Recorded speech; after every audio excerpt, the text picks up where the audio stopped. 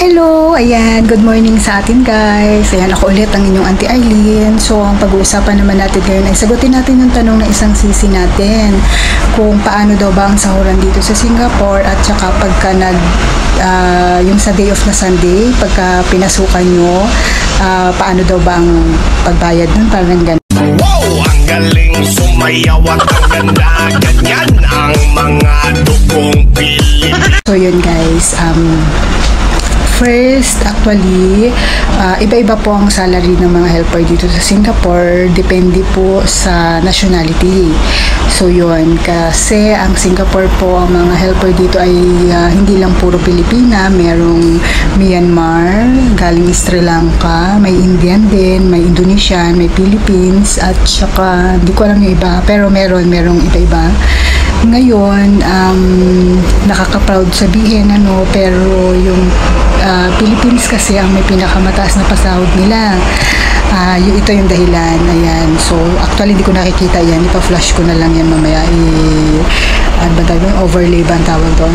Yan, ko na lang yan. Kasi yan yung sinabi nila. Kasi nga ang mga Filipino is fluent sa English at saka madaling tawag doon, yung sa mga task, madaling yung mga madali tayong makasunod or madaling maintindihan yung mga task na binibigay sa atin. So, madali rin tayo makakonquer ng mga challenges ng mga sa work natin, yung ganon. So, yun. 400 to 650. Actually, nakadepende yun. Pero nung sinecheck ko yung website ng MOM, is may nakita ko doon na ang minimum wage, kasi syempre mag-focus tayo sa mga Filipino kasi Filipino tayo. So, yun, ang minimum wage na nakalagay doon is 597. Pero yan is nira-round off na yan ng mga agency o naka-round off na yan sa 600. Kasi nga, i-base pa nila yung per day mo.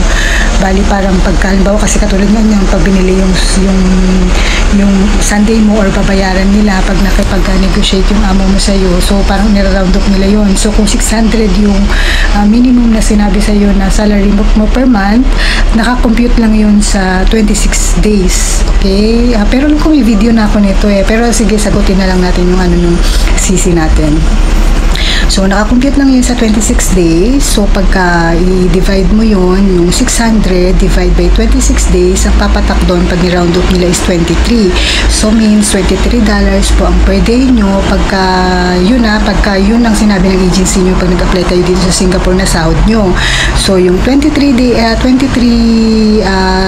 SG dollars, pag kinumpute yun sa peso, kasi nagre-range sa 41 something yung palitan, pero round off na lang natin sa 41 kasi nga minsan tumataas, minsan bumababa, pero nasa palitan ngayon is 41. So, i-multiply nyo lang 23 times 41, yun yung per day na sahod nyo sa peso, kung magkano yung lalabas nun.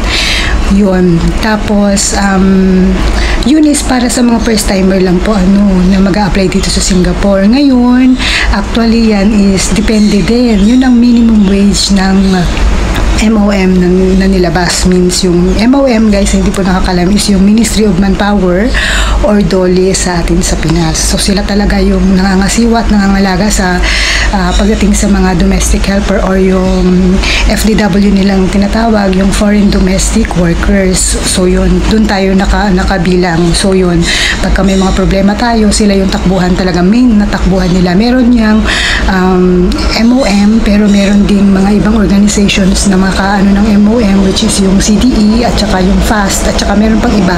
Bali, tatakled naman yan pag nag-orientation or nag-seminar kayo sa MOM or yung pag kumuha kayo ng SIP. Pagka-hired nyo dito sa Singapore, talagang bago kayo mapunta sa amo nyo nun is magsiseminar muna kayo kasi yun ang requirements. So, yun, i-explain naman yun sa inyo. So, mabalik tayo sa usapan.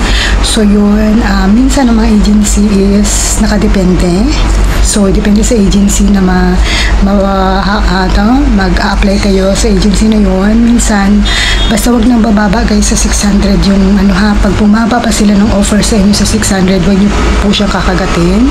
Kasi pagdating nyo dito sa Singapore is, dahil tuwing Sunday ang day off dito, at dito guys is at least once a month talaga talaga. Hindi po pwedeng hindi nasa law talaga ng Singapore na at least kahit kung baga di ba binabayaran ng employer yung day off natin, makikipag-negotiate sila sa atin, pero may isang day off sa isang buwan na hindi nila pwedeng bayaran yun unless meron talagang as in urgent talaga or talagang kailangan talagang tulong mo at pumayag ka yun, pwede yung i-consider na pwede yung hindi ka makapag-day off. But other than that, hindi po talaga pwedeng hindi kayo makapag-day off sa isang buwan. Talagang kailangan pa-day off talaga kayo ng amo sa kahit isang beses sa isang buwan. Yun talaga yung regulations nila dito.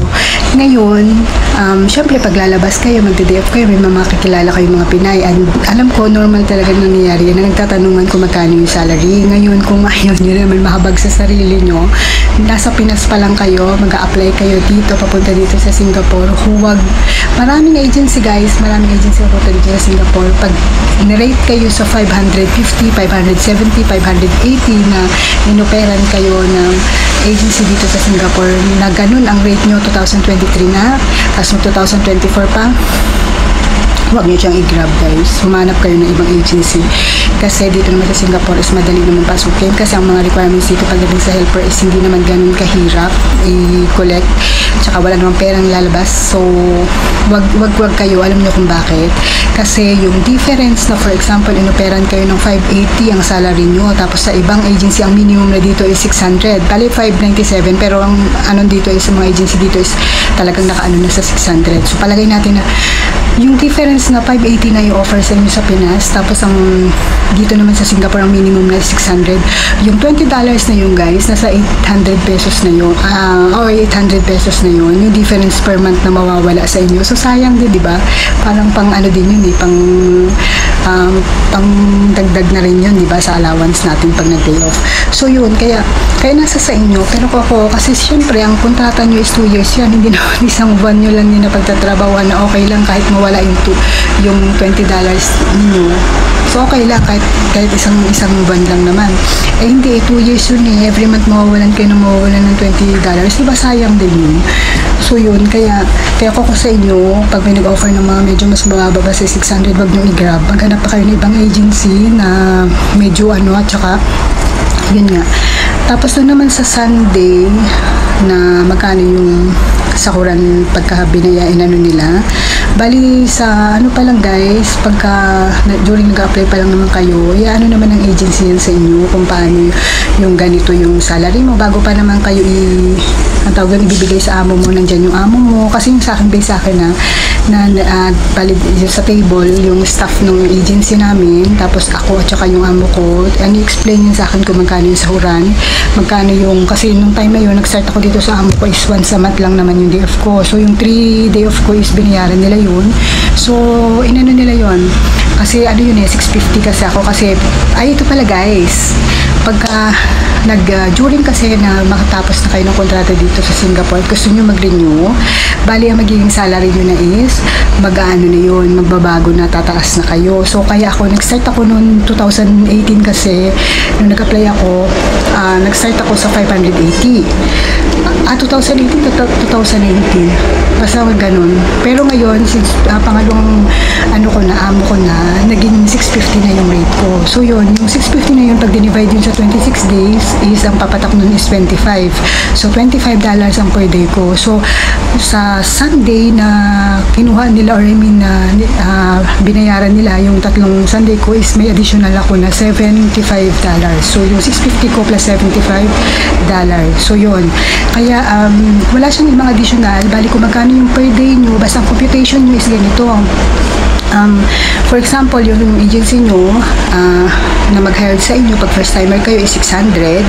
Yung 600 na yun, i-divide nyo lang yung sa 26 days. Lagi nyo ay ma-minus ng 4 ha. Laging 26 days lang, hindi 30 days. Kasi nga, yung 4 days na yun ay sa day off natin yun. So yun, kung anong kinalabasan nun, yun ang magiging per day nyo. Ngayon, kung ang agency nyo naman ay mas mabait-bait at galante, 620 naman yung per month nyo. So yun, $620 divide by 26 days, at yun naman yung magiging per day nyo. So yun, ganun lang guys.